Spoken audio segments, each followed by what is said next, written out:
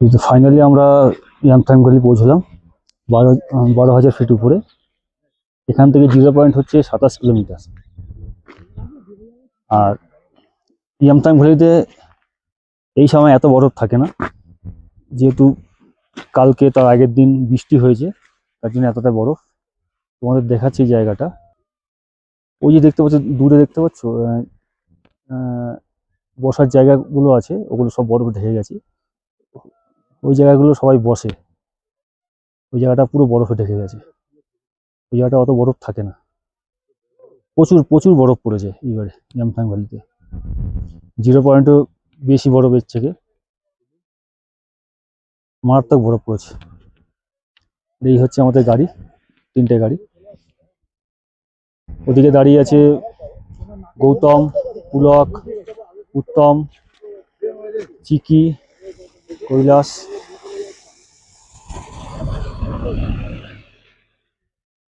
এত বরফ 5 বছরের মধ্যে পড়েনি। প্রচুর বরফ পড়েছে, প্রচুর বরফ পড়েছে। আমরা এখন আর জিরো পয়েন্ট যাবো না, এখান থেকে যাব হচ্ছে লাচেন যাব। জিরো পয়েন্ট গেলে আমরা হচ্ছে আর লাচেন পৌঁছাতে পারবো না, তাই আমরা জিরো পয়েন্টটা ক্যান্সেল করলাম। এখান থেকে যাবো হচ্ছে লাচেন।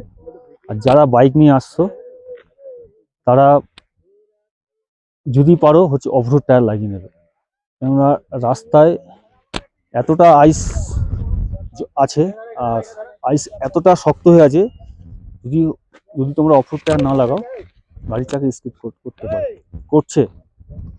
অলরেডি আমাদের একটা গাড়ি, পুলকের গাড়ি হচ্ছে স্কিড করে পড়ে গেছে। যদি অফরোড টায়ার লাগাও অনেক বেটার, গাড়ির চাকা স্কিড করবে না। এই পর্যন্ত আজকের আপডেট। এরপরের আপডেট আমাদের লাচেন গিয়ে দেবো।